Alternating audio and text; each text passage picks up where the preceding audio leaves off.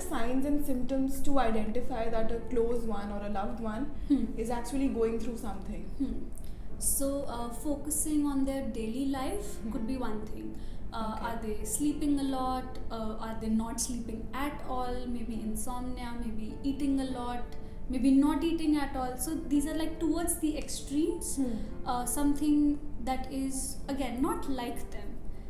Like if somebody who loves food generally and now says that, okay, I don't feel like eating, and it's been going on for a long time. So for a moment, everybody gets to feel sad.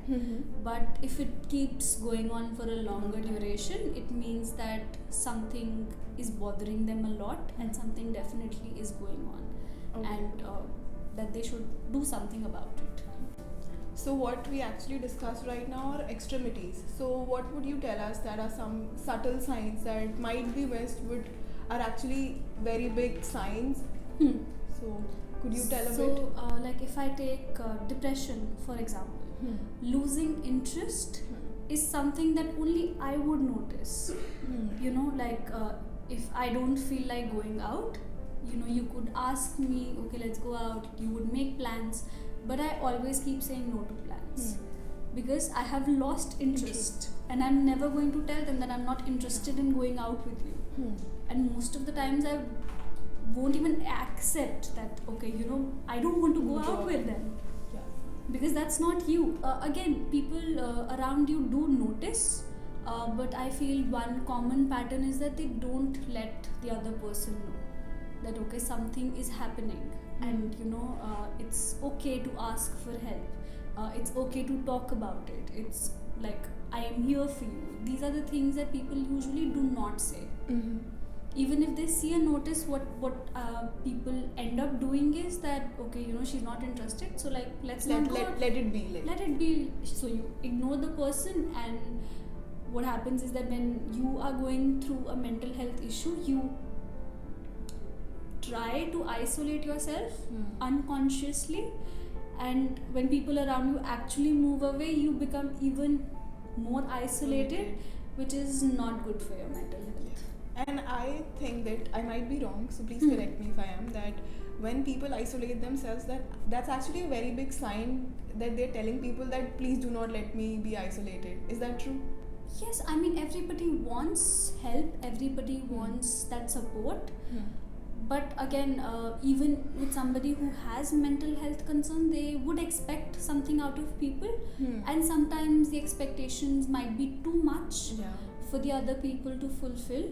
But then when nobody is really telling you that your expectations are out of proportion, what are you going to really do about it? Nothing actually. Yeah, what will you do? You will just go deeper into that hole that you have, like, that you're already in. How would we be able to help a loved one that's actually going through something? Again, the first would be to be more observant of the people around you. If your friend is going through something, talk to them, let them know how you're feeling. You can't really push anybody to go for therapy or to talk to you or talk to your family. But I think if you are concerned, you definitely should express that concern, so that the person, even if somebody is going through something, they would not understand the severity of it.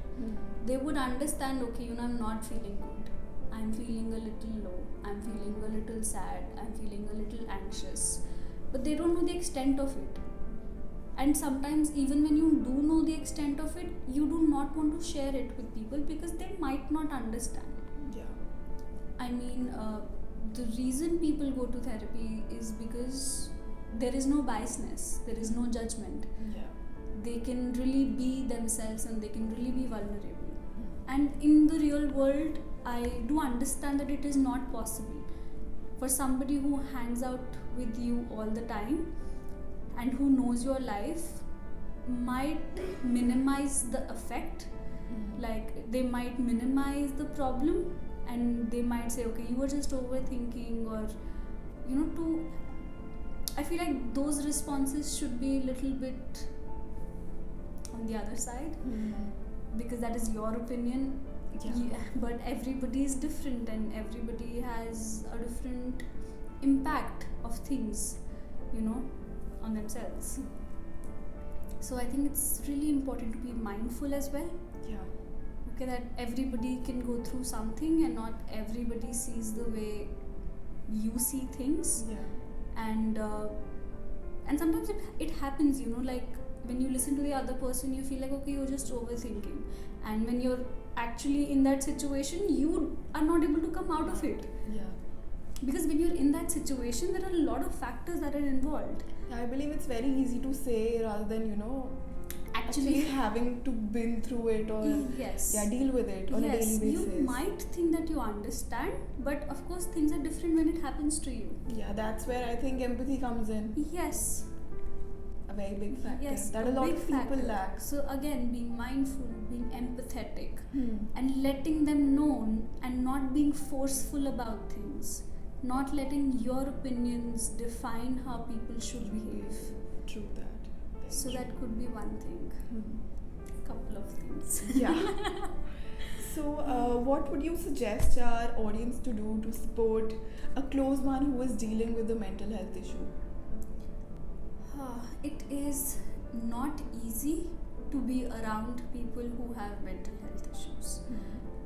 That part is true, because you do not understand the extent of it, and sometimes you might not understand what to do. And you are a person yourself, you have your own thoughts, you have your own feelings, you have your own mindset, own emotions, and things are bound to get to you as well. True. So I feel like if somebody around you has mental health issues, you could of course support them by being there for them. Could be physically, could be that you could talk to them. If you think that okay, I may not be able to help, or whatever I'm saying is not really making a difference, then you could always ask them to at least explore therapy, because maybe that is the answer that would help them get better. Yeah. Because therapy in itself is a process. Yeah. And at times that a lot of people try to become therapists themselves rather than suggesting that the person goes to therapy. Yes. So like people say, my friend is my therapist, which is not true. Your friend is a therapist. That would be true for my friends. Yeah. Even I am not a therapist to my friends. So yeah, that's the thing. So of course. So again, obviously, like I said, talking to them, being there for them, and trying really hard, and it's not easy, trying really hard to understand that okay, you are going through this, and I'm sure that it's not easy for you at all.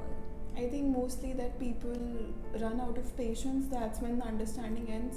Of course. Because there's no time limit that is set on a mental health issue or a concern. That is true. Especially for clinical disorders. Some of them last a lifetime. And I do not expect people to devote their entire life to a person who has mental health disorder.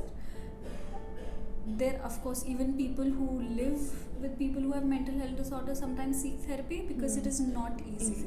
Because you need to keep your emotions in check as well, so that you can be there for the other person. Very true.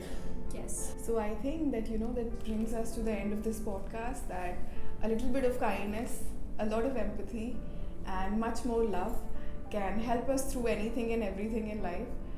And I think that's the note that I would like to end this on. So keep watching us, and whatever views, suggestions and feedbacks you have for us, please share them in the comment section. Thank you, Ms. Urvashi, for this amazing discussion that we had today. Thank you so much.